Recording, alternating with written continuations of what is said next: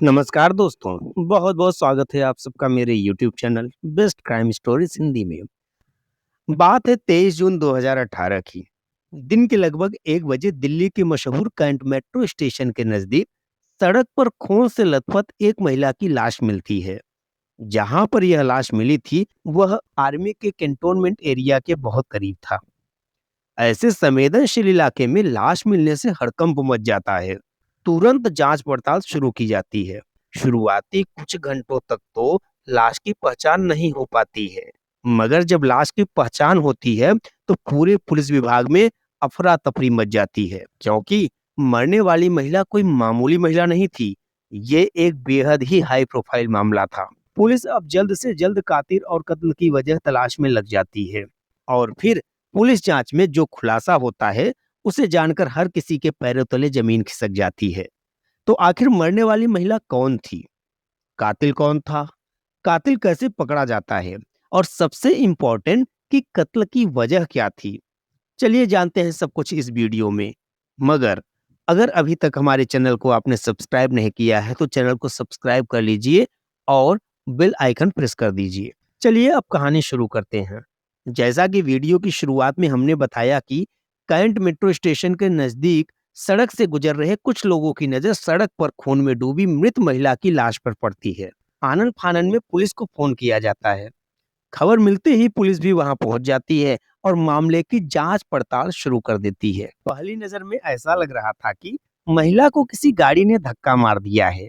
Police इसे hit और run का मामला मानते हुए अपनी जांच को आगे बढ़ाती है। पुलिस मामले की संवेदनशीलता को समझते हुए घटना के इस स्थल पर तुरंत फॉरेंसिक टीम को बुलाती है। शुरुआती जांच के बाद ही फॉरेंसिक टीम दावा करती है कि हमारी इन्वेस्टिगेशन के अनुसार ये हिट और रन का मामला नहीं, बल्कि महिला की पहले हत्या की गई है, फिर हत्या को एक्सीडेंट का रूप देने के लिए शरीर पर गाड़ी चढ़ाया गया है। दरअसल फॉरेंसिक टीम जब मृत महिला के शरीर की जांच करती है तो उन्हें महिला की गर्दन पर गहरे घाव के निशान मिलते हैं। उस निशान को देखकर फॉरेंसिक टीम एक्सपर्ट किसी तेज हथियार से समझ जाते हैं कि किसी तेज हथियार से पहले महिला का गला रेता गया है और फिर उसे यहाँ लाकर फेंकने के बाद उसके शरीर के ऊपर गाड़ी चढ़ाई गई है। पुलिस को शक होता है कि शायद ये हत्या रॉबरी या सेक्सुअल असॉल्ट की वजह से हो सकती है। इसलिए पुलिस इस एंगल से भी जांच करती है, मगर पाया जाता है कि महिला ने जो कुछ भी गहने पहने हुए थे, सब कुछ सही सलामत है। किसी तरह के सेक्सुअल असॉल्ट के भी सबूत नहीं मिलते हैं। हालांकि महिला के पास एक भी डॉक्यूमेंट नहीं था जिससे उसकी पहचान की जा सके। पास में मोबाइल भी नहीं था। अब पुलिस मामला दर्ज करते हुए सबसे पहले तो शव की पहचान करने की कोशिश में लग जाती है। महिला की लाश लगभग 1 बजे दिन में मिली थी। उसके बाद कई घंटे बीत जाते हैं, मगर मृत महिला की पहचान नहीं हो पाती है। दिल्ली के दूसरे पुलिस थाने में भी मृत महिला की तस्वीरें भेज दी जाती है ताकि जल्द से जल्द इसकी पहचान की जा सके, मगर पुलिस के हाथ खाली रहते हैं। अभी पुलिस हाथ पर मार रही थी कि शाम के लगभग 4 बजे नारायणा पुलिस स्टेशन में एक व्यक्ति आता है और पुलिस वालों को कहता है कि दिन में उसकी पत्नी बाहर निकली थी, मगर अब तक वापस नहीं आई है। उसका मोबाइल भी स्विच ऑफ आ रहा है।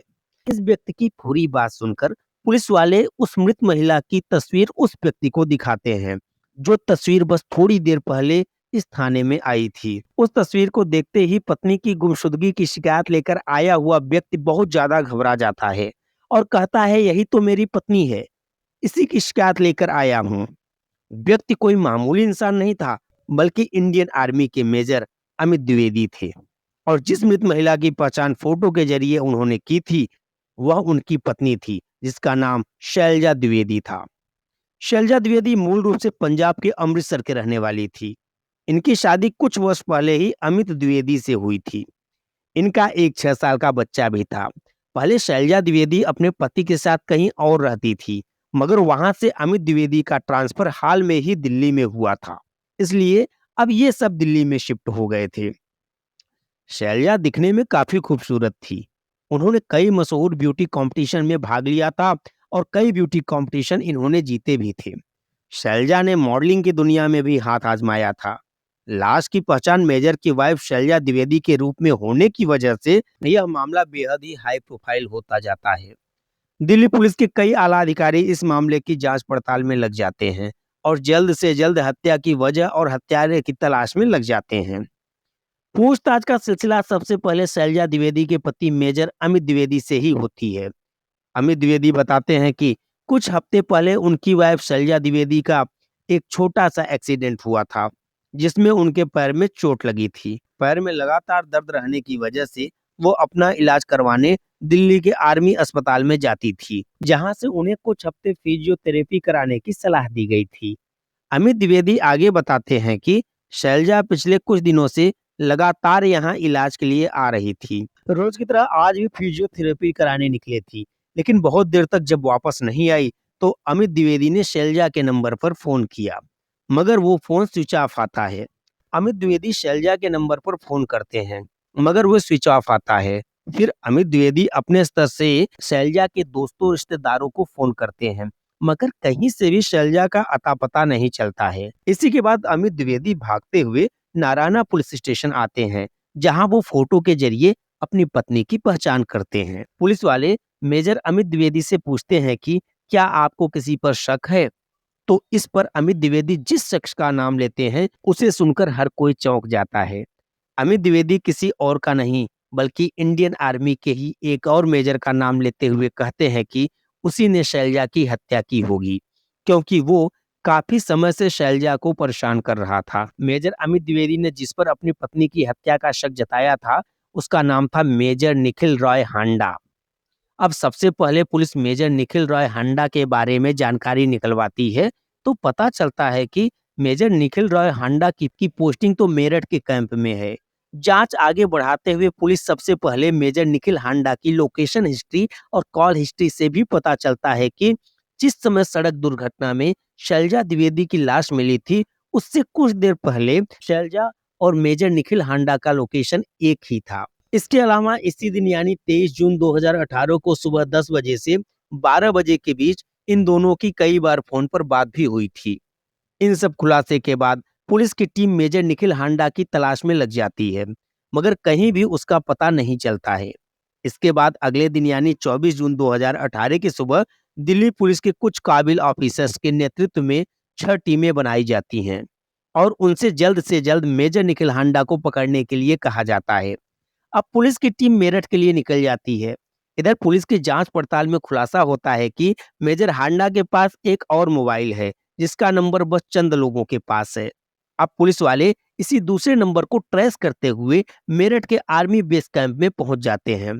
यहाँ पुलिस वालों को जानकारी मिलती है कि बस अभी कुछ देर पहले ही मेजर हांडा निकले हैं। पुलिस वाले अब उसी रास्ते पर निकल जाते हैं जिधर मेजर हांडा निकले थे। कुछ ही दूरी पर मेजर निखिल हांडा की कार दिखाई देती है। पुलिस वाले पीछा करते हुए उस कार को रोकते हैं और फाइनली मेजर हांडा को गिरफ्तार कर लिया जाता है। गिरफ्तारी के बाद जरूरी कागजी कार्रवाई पूरी कर लेने के बाद दिल्ली पुलिस निखिल हांडा को लेकर दिल्ली आ जाती है और यहाँ पूछताछ का सिलसिला शुरू होता है। इस पूछताछ में जो कुछ भी खुलासा होता है, उसके बारे में जानकर हर कोई हिल जाता है। पहले तो निखिल हांडा शैलजा की हत्या फिर उसे पहचानने से इनकार करता है, मगर जब पुलिस उसे सबूत दिखाती है तो मेजर हांडा धीरे धीरे राज उगलना शुरू करता है। मेजर निखिल हांडा के बयान के मुताबिक शैलजा द्विवेदी से उसकी पहली मुलाकात 2015 में तब हुई थी, जब मेजर निखिल हांडा की पोस्टिंग नागालैंड के दीमापुर में थी और शैलजा के पति मेजर अमित द्विवेदी की भी पोस्टिंग यहीं थी। यहाँ मेजर निखिल हांडा अकेले रहते थे, जबकि मेजर अमित द्विवेदी अपनी पत्नी शैलजा द्विवेदी और अपने बच्चे के साथ रहते थे। साथ में ड्यूटी के दौरान दोनों मेजर की आपस में दोस्ती थी। दोस्ती की वजह से एक दिन मेजर हांडा मेजर अमित द्विवेदी के घर जाते हैं। यहाँ उनकी मुलाकात पहली बार शैलजा द्विवेदी से होती है। यहीं पर दोनों में कुछ बातें होती हैं, फिर धीरे धीरे दोस्ती का सिलसिला शुरू हो जाता है और इन दोनों में फिर बातचीत भी होने लगती है। समय बीतने के साथ इन दोनों की दोस्ती और भी गहरी हो जाती है और बातचीत भी पहले से ज्यादा होने लगती है। पहले निखिल हांडा और शैलजा द्विवेदी कभी कभी मुलाकात होती थी और ज्यादातर ये दोनों फोन पर ही बात करते थे, मगर एक समय बाद इन दोनों में वीडियो कॉलिंग का सिलसिला भी शुरू हो जाता है। रिपोर्ट्स के मुताबिक शैलजा और निखिल हांडा तब वीडियो कॉल किया करते थे जब मेजर अमित द्विवेदी के ड्यूटी का समय होता था। शैलजा उन्हें इस बात की भनक भी नहीं लगने देती थी कि उनकी पत्नी मेजर निखिल हांडा से बात करती है। ऐसा 2015 से 2018 के शुरुआती महीने तक चलता रहता है। मगर एक दिन जब शैलजा निखिल हांडा से वीडियो कॉलिंग कर रही थी, तभी मेजर अमित द्विवेदी रंगे हाथ अपनी पत्नी को पकड़ लेते हैं। ये सब देखने के बाद अमित द्विवेदी शैलजा को समझाते हैं और कहते हैं कि तुम हांडा से कोई संपर्क नहीं रखोगी, वरना बहुत बुरा होगा। मेजर निखिल हांडा के बयान के मुताबिक इस घटना के बाद कुछ महीनों तक तो उन दोनों की फोन पर बातचीत बंद रहती है, मगर कुछ ही महीनों बाद एक बार फिर से इन दोनों में बातचीत का सिलसिला शुरू हो जाता है। इस घटना के कुछ ही समय बाद यानी 2018 के अप्रैल महीने में अमित द्विवेदी का ट्रांसफर दिल्ली हो जाता है। उस कारण अमित द्विवेदी अपने परिवार के साथ दिल्ली आ जाते हैं और आर्मी क्वार्टर में ही रहने लगते हैं। जब निखिल हांडा का इनसे पहले मेरठ बेस कैंप में ट्रांसफर हो जाता है, मेजर निखिल हांडा के बयान के अनुसार वीडियो कॉलिंग के दौरान जब से अमित द्विवेदी ने शैलजा को पकड़ा था, उसके बाद से शैलजा निखिल से कुछ महीने तक तो बिल्कुल बात नहीं करती थी, लेकिन निखिल के जोर देने पर इन दोनों में एक बार फिर से बातचीत शुरू हो जाती है। मगर शैलजा अब पहले की तरह रिस्पॉन्स नहीं दे रही थी। शायद शैलजा को अपनी गलती का एहसास हो रहा था। मई महीने में तो स्थिति ऐसी हो जाती है कि शैलजा अब निखिल के फोन कॉल्स को इग्नोर करने लगती है। इन सब के बावजूद निखिल फोन करना बंद नहीं करता है। अब वो शैलजा पर अपने पति अमित को छोड़ने का दबाव बनाने लगता है। साथ ही कहता है कि मैं तुमसे शादी करूंगा। कमाल की बात तो ये थी कि निखिल हांडा ऑलरेडी शादीशुदा थे और उनका एक बेटा भी था। इसके बावजूद निखिल हांडा अब शैलजा द्विवेदी पर शादी करने का दबाव बना रहे थे। जून महीने में ऐसा होता है कि शैलजा अब निखिल हांडा का फोन उठाना लगभग बंद ही कर देती है। इसी बीच शैलजा का एक छोटा सा एक्सीडेंट हो जाता है और वो आर्मी अस्पताल में अपना इलाज शुरू करवाती है। इस बात की जानकारी निखिल हांडा को भी लगती है, क्योंकि अब शैलजा ने निखिल का फोन उठाना लगभग बंद ही कर दिया था। इसके बाद निखिल नई चाल चलता है। अब वो अपने स्वस्थ बेटे को मरीज बनाकर अस्पताल में जबरदस्ती भर्ती करवा देता है। ऐसा उसने बस इसलिए किया था ताकि अब वो बेटे के इलाज के बहाने अस्पताल में रुक सके और शैलजा से मुलाकात कर सके। बेटे के इलाज के बहाने उसे आर्मी यूनिट से छुट्टी भी आसानी से मिल जाती है और वो अब अस्पताल में रहते हुए शैलजा से मिलने का बहाना ढूंढता रहता है। उसकी ये चाल कामयाब भी हो जाती है और एक दो बार शैलजा से उसकी मुलाकात भी हो जाती है। इस मुलाकात के बाद शैलजा, जिसने निखिल का फोन उठाना बिल्कुल बंद कर दिया था, फिर से फोन उठाना शुरू कर देती है और इन दोनों के बीच थोड़ी बहुत बातचीत शुरू हो जाती है। निखिल हांडा के बयान के मुताबिक जब शैलजा फोन पर बात करने के दौरान अपने पति अमित द्विवेदी को छोड़कर निखिल से शादी करने के लिए तैयार नहीं होती है, तो एक दिन निखिल शैलजा से फोन पर बात करते हुए कहता है कि कम से कम तुम मुझसे एक बार मिल लो, उसके बाद मैं तुम्हें कभी फोन नहीं करूंगा। इसके बाद 23 जून 2018 को जब शैलजा आर्मी अस्पताल में रोज की तरह फिजियोथेरेपी सेशन लेने के लिए जाती है, तो इस बार वो अस्पताल के अंदर जाने के बजाय बाहर ही रुक जाती है। यहाँ प्लान के मुताबिक निखिल हांडा अपनी होंडा सिटी कार लेकर आता है और फिर उसी कार में शैलजा बैठ जाती है और वो दोनों वहां से निकल जाते हैं। कुछ किलोमीटर आगे जाकर निखिल अपनी कार रोक देता है और एक बार फिर से कार में इन दोनों की बातचीत का सिलसिला शुरू हो जाता है। यहाँ निखिल हांडा शैलजा पर शादी का दबाव बनाने लगता है। मेजर निखिल हांडा शैलजा को लेकर इतना पागल था कि वो कार के अंदर से ही अपनी पत्नी को फोन करता है और उससे कहता है कि मैं तुम्हें तलाक देने जा रहा हूँ, क्योंकि मैं दूसरी शादी करने जा रहा हूँ। इसके बाद अब निखिल हांडा शैलजा से कहता है कि तुम भी अपने पति से बस जितनी जल्दी हो सके तलाक ले लो और मुझसे शादी कर लो। लेकिन शैलजा अपने पति अमित द्विवेदी से तलाक लेने से मना कर देती है। इस बात को लेकर कार के अंदर ही शैलजा और निखिल हांडा के बीच झगड़ा होने लगता है। इस दौरान शैलजा निखिल से कहती है कि मैं और तुम बस एक दोस्त हैं, मैं तुम्हें इससे ज्यादा कुछ नहीं समझती, मैं तुमसे शादी नहीं कर सकती। अगर तुमने मेरा पीछा नहीं छोड़ा और मुझे फोन करना बंद नहीं किया तो मैं आर्मी में तुम्हारे खिलाफ शिकायत दर्ज करवा दूंगी, तुम्हारा कोर्ट मार्शल करवा दूंगी। इतना सुनते ही निखिल को गुस्सा आ जाता है और वो जवाब में शैलजा से कहता है कि अगर तुम मेरी नहीं हो सकती, फिर तुम किसी की भी नहीं रहोगी। बस इसी के बाद वो एक झटके में शैलजा की गर्दन पकड़ लेता है और अगले ही पल अपने साथ छिपा कर लाए गए चाकू से शैलजा के गर्दन पर वार शुरू कर देता है। शैलजा द्विवेदी चाहकर भी निखिल की पकड़ से नहीं निकल पाती है और चाकू की वार की वजह से कार के अंदर ही दम तोड़ देती है। शैलजा को मारने के बाद निखिल समझ नहीं पाता है कि इस लाश को कहाँ ठिकाने लगाया जाए। उसे डर सताने लगता है कि अगर लाश को इस तरह कार में रखकर ज्यादा दूर गया तो पकड़ा जाएगा। इसलिए वो वहीं पर लाश को पहले गाड़ी से नीचे गिरा देता है और फिर कई बार अपनी कार को शैलजा के शरीर पर और खासकर उसके चेहरे पर चढ़ाता है, ताकि यह हत्या की बजाय एक्सीडेंट का मामला लगे और उसकी पहचान को भी मिटाया जा सके। एक्सीडेंट करके आकर वो सबसे पहले नहाने चला जाता है और इसके बाद निखिल तैयार होकर फिर से आर्मी अस्पताल के बाहर जाता है, ताकि वहां के हालात का जायजा ले सके। सबको शांत देखकर अब वो सबूत मिटाने की नीयत से कार को ठिकाने लगाने का प्लान बनाने लगता है। चूंकि कार के टायर में और अंदर अभी भी काफी खून लगा था, इसलिए निखिल जल्द से जल्द कार को धुलवाने के जुगाड़ में लग जाता है। जब वो कार को धुलवाने जा रहा था तभी वह पकड़ा जाता है। उसे गिरफ्तार करके 14 दिनों के रिमांड में भेज दिया जाता है। पूछताछ के साथ साथ पुलिस हत्या के सबूत जुटाने भी शुरू कर देती है। इसी सिलसिले में सबसे पहले मेजर हांडा के कार से 2 चाकू भी बरामद कर लिए जाते हैं, जिसका इस्तेमाल शैलजा का गला रेतने में किया गया था।